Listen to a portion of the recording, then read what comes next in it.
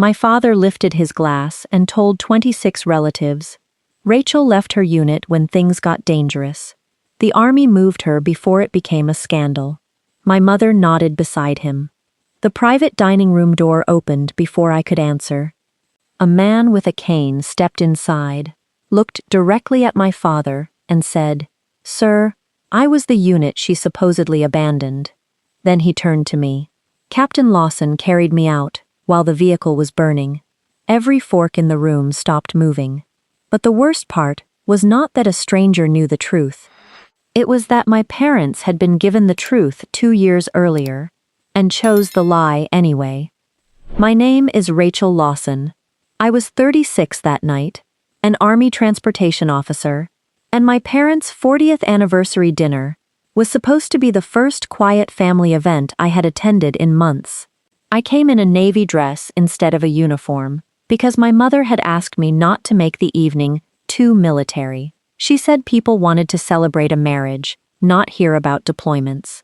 The dinner was held in a private room at the Hawthorne Hotel, with cream tablecloths, framed family photographs, and a slideshow my younger brother Daniel had arranged. Daniel was the child my parents understood. He was 33, polished, local, and preparing to run for city council. His achievements came with ribbon cuttings, newspaper photographs, and donors who shook Dad's hand. My work came home in sealed boxes and half-finished sentences. I moved people, fuel, medical supplies, and equipment through places where one broken route could trap a convoy. When operations went well, nobody outside the unit heard about them. When something went wrong, the first explanation was usually incomplete. 2 years earlier, after an incident during deployment, I had returned home with a concussion, temporary hearing loss, and orders keeping me away from operational duty, while the Army reviewed what happened. That was all my parents needed. Daniel had heard someone say I was removed from the convoy, and Dad turned it into, "Rachel walked away from her people." I corrected him the first time. I told him I had been medically evacuated and that the review was standard after a serious incident. He asked why I could not simply show him the report. I said the review was not finished, and other soldiers' medical information was involved. He smiled as if my answer had proved his suspicion. Mom was quieter, but more damaging. She began telling relatives that I was taking time away after a difficult decision overseas. At Thanksgiving, she moved the conversation whenever anyone asked whether I still had command responsibility. At Christmas, she introduced Daniel as the one who stayed steady when our family needed him. I stopped attending large gatherings after that. Not because I was ashamed, but because every meal became a hearing where my parents acted as judge, witness, and jury. They never asked what happened. They asked why my version was harder to repeat than theirs.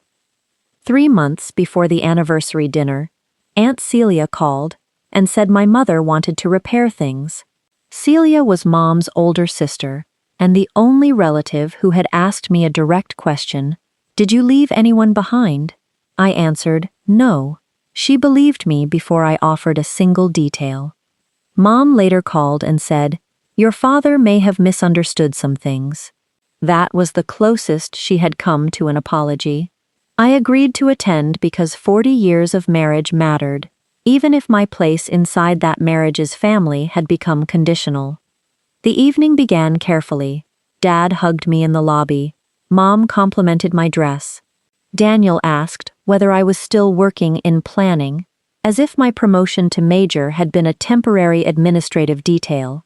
I answered politely and took the seat assigned near the end of the long table.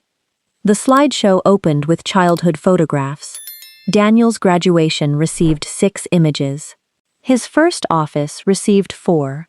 My commissioning appeared for less than 2 seconds, between a family beach trip and a photograph of Dad's old truck. There were no deployment photographs and no image from my promotion ceremony. I told myself it was their anniversary, not mine. Then Dad stood for his toast. He thanked Mom for making their family stable, thanked Daniel for remaining close to home, and said, Every family survives one child who chooses responsibility and one who chooses escape. Several people looked toward me.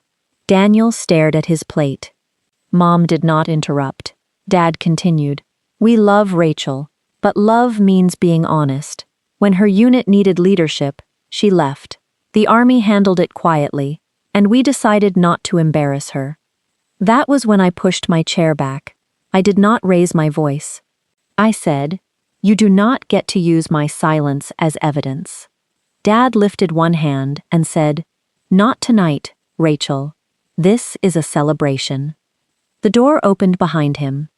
The man who entered was tall, but moved carefully, using a black cane on his right side. He wore a dark suit, and one side of his face carried the faint, uneven texture of healed burns. Aunt Celia stood behind him, pale and angry, as if she had heard the toast from the hallway. He looked at the place cards until he found mine. "Major Lawson?" he asked. I knew the voice, before I fully recognized the face. "Aaron?" I said. Staff Sergeant Aaron Blake had been 29 when I last saw him conscious. He had been strapped to a litter, covered in soot, arguing with a medic, because he believed 2 younger soldiers were still missing. Now he stood in my parents' anniversary dinner, alive, steady, and looking at my father. Celia said Aaron had contacted her through a veterans network. He was in town for a rehabilitation conference at the same hotel and had asked whether he could surprise me. She had planned to bring him in after dessert. Dad's speech changed the timing. Aaron placed a small envelope beside my plate. Then he faced my parents. "I heard you say she left her unit," he said. "I need to know whether you believe that because someone lied to you or because the truth was inconvenient." Dad recovered first. "This is a private family matter," he said. Aaron nodded. "It became my matter when you used my worst night to call the officer who saved me a coward." The room went silent again. My mother looked at Aaron's cane, then at me. "Saved you how?" she asked. Aaron waited for my permission. I nodded once. Our convoy had been moving before dawn, through a narrow industrial route outside a temporary logistics site. I was the convoy commander. The lead vehicles had already cleared a damaged overpass when a blast struck the 4th truck and forced the vehicles behind it to stop. The first explosion disabled the truck. The second started a fire near the fuel cells. Smoke filled the route. Radios overlapped, and the rear vehicles had nowhere safe to turn.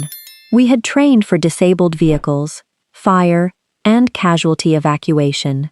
We had not trained for all 3 arriving in the same 30 seconds. I ordered the vehicles that could move to continue to the rally point. That order later became the sentence my parents twisted. In the radio log, my voice said, "Move the unit, do not bunch on the route." Dad heard that I had sent people away and decided I must have gone with them. I did not. I stayed with the medic and 2 vehicle commanders to account for the missing personnel. Aaron's truck was on its side against a barrier. The driver had crawled out through the windshield. Another soldier was found behind the axle. Aaron was still inside. The passenger door had folded inward. Fire had reached the rear of the vehicle, and ammunition was beginning to cook off in another compartment. The medic could reach Aaron's shoulder, but could not free his legs. I used a tow strap from the recovery kit, looped it through the seat frame, and pulled until the metal shifted enough for him to move. A smaller blast knocked me against the barrier. That was when I received the concussion. I remember the ringing more than the impact. The medic shouted that we had to leave. Aaron was conscious, but one leg would not support him, and his hands were burned. We did not have a litter close enough. I put his arm over my shoulder, clipped the tow strap around both of us, and moved him away from the truck. For the first 30 yards, the medic supported his other side. Then the medic turned back for another casualty, and Aaron's full weight came onto me. He was not a small man. I did not carry him like a movie hero. I dragged, lifted, stumbled, stopped, and moved again. We crossed roughly 180 yards to the casualty vehicle, while debris struck the road behind us. Halfway there, Aaron kept saying, "Leave me. Get the others." I kept answering, "They are moving. You are the one still here." I remember those words because they were the last clear thing I said before my hearing disappeared into a high mechanical tone. At the casualty vehicle, I collapsed beside him. The rest of the convoy reached the rally point with every soldier accounted for. No one was abandoned. No one was missing. Aaron reached surgery in time to save his leg, though he spent more than a year learning to walk without assistance. The Army separated me from operational duty because I could not hear properly, had a concussion, and could not pass a neurological assessment. A command review examined the convoy orders, the route, and every decision made after the blast. That was not punishment. It was what serious organizations do after people nearly die. The review concluded that my order prevented more vehicles from becoming trapped, and that returning for Aaron had been essential to the casualty evacuation. I was cleared, returned to duty, and later promoted. My parents received the public portion of that information. They simply preferred the earlier rumor. Dad looked around the table, as if someone might rescue him from the facts. "We never received any report," he said. Aaron opened the envelope beside my plate. Inside was a copy of a handwritten letter. "I sent your family this after I left the hospital," he said. "I thanked you for raising the officer who came back for me." My mother's face changed before Dad's did. Aaron read the first lines aloud. He had written that he was alive because I refused to leave until every name was accounted for. He described the tow strap, the casualty vehicle, and the months of rehabilitation that followed. At the bottom was my parents' home address, written in his careful block handwriting. Celia looked at my mother. "Linda, I saw that letter in your kitchen." Mom pressed both hands together. "It came during a terrible time," she said. "Daniel's campaign announcement was that week. Your father was already upset. I thought opening old wounds would create more conflict." "You read it?" I asked. She did not answer immediately. Then she whispered, "Yes." The betrayal landed differently from Dad's speech. Dad had built a lie from ignorance. Mom had held the truth in her hands and hidden it because my innocence was inconvenient to the family story she preferred. Daniel pushed his chair back. "I did not know about the letter," he said. I believed him, but he had known. The investigation cleared me. I had sent him the public notice after my promotion. He replied with a thumbs up and continued letting our parents call me unstable. Aaron asked Daniel, "Did you ever correct them?" Daniel looked at me instead of him. "No," he said. Dad tried another defense. "Rachel never explained any of this." I said, "I explained what I was allowed to explain. You decided that anything less than a full report meant guilt. Then you told people I abandoned my unit." One of my cousins said quietly, "Uncle Robert, you told us she panicked and ran." Another relative added, "You said the Army demoted her." Dad had not only believed the rumor, he had improved it every time he repeated it. Mom began crying. "We were scared," she said. "You came home injured and would not talk. We did not know how to reach you." "You could have asked whether I was safe," I said. "You could have asked whether anyone died. You could have opened the letter from the man standing in front of you. Instead, you protected yourselves from the discomfort of being wrong." Dad said the dinner was not the place for humiliation. Aaron looked at the anniversary photographs behind him and said, "You chose the place when you called her a coward in front of everyone who loves her." For the first time, Daniel turned toward our parents. "He is right," he said. "It was late, but it mattered. You made her failure part of our family identity because it made me look dependable." Dad stared at him. "After everything we have done for you, this is not about what you did for me," Daniel said. "It is about what you did to her." The power in the room shifted. Not because a general had arrived or an official document had been stamped, but because the people my parents had used as an audience stopped cooperating. Mom reached for the anniversary photo schedule.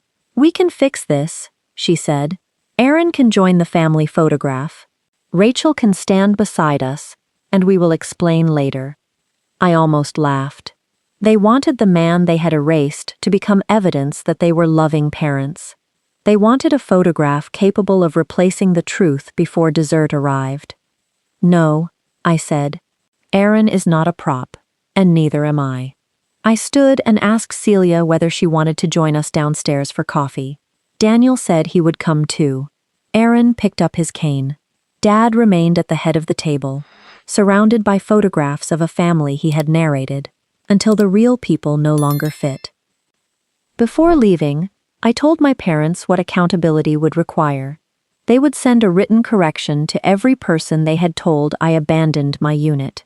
The correction would state that I had been medically removed after a blast, cleared by the review, and promoted afterward. It would also state that they had received a survivor's letter and hidden it. Dad said, "You want us to confess publicly?" "I want you to correct the public lie publicly," I answered. "An apology whispered to me does not repair a reputation you damaged in rooms I was not in." We left before the anniversary cake was cut. In the hotel lobby, Aaron apologized for arriving during the toast. I told him he had arrived at the only moment my parents could not edit. He smiled and said, "I was afraid you would not remember me." I looked at the scar near his temple, the cane, and the same stubborn expression he had worn on the litter. "I remembered the voice," I said. The envelope contained more than the letter. Inside was a small black carabiner with heat damage along one side. Aaron said it had been attached to the toe strap used to move him. A medic found it in his hospital bag and gave it to him months later. "I kept it because I needed proof that night was real," he said, "but it belongs to you." I closed my hand around it. My parents had spent 2 years demanding proof, while ignoring every form of proof that did not protect their pride. Aaron had carried one damaged piece of metal because it reminded him he survived. The next afternoon, Dad sent a 6-line message to the family group chat. It said there had been a misunderstanding. I replied once, "That is not a correction." Daniel called him. Celia called Mom. 3 relatives separately said they would not accept softer language. By evening, my parents sent a second message. This one named the lie, explained the review, mentioned Aaron's letter, and apologized for repeating false claims. It did not repair us, but it stopped the lie from traveling under their names. Daniel also corrected 2 donors who had heard him describe me as the sibling who could not handle pressure. He withdrew that line from a campaign speech and told me exactly where he had used it. I did not forgive him immediately, but honesty gave us something real to work with. Mom mailed me Aaron's original letter. She had kept it in a recipe box for 23 months. She included her own letter, 6 pages long. I read it once and put it away. Remorse deserves to be heard, but it does not set the timetable for trust. Dad took longer. For several weeks he sent messages explaining why the rumor had seemed believable. I stopped answering explanations. Eventually he sent one sentence, "I made your silence serve my certainty." That was the first thing he wrote that sounded true. 4 months later, Aaron invited me to a rehabilitation program for injured service members and their families. I spoke about incomplete information, command decisions, and the danger of building permanent judgments from the first fragment of a story. My parents attended without asking to sit beside me. Dad listened from the second row. Mom introduced herself to Aaron after the program and apologized without requesting forgiveness. It was a beginning, not a restoration. The black carabiner now sits beside a photograph from the hotel lobby. In the picture are Aaron, Celia, Daniel, and me, holding paper coffee cups after we left the anniversary dinner. My parents are not in it. That photograph does not prove I was a hero. It proves something simpler. When my family chose a lie, the person they called evidence of my failure walked into the room and told the truth. Would you have stayed for the anniversary photograph? Or walked out with the soldier your parents claimed you abandoned? Tell me your city and your answer below. Subscribe to Velvet Revenge Stories for more stories of family betrayal, quiet strength, and consequences.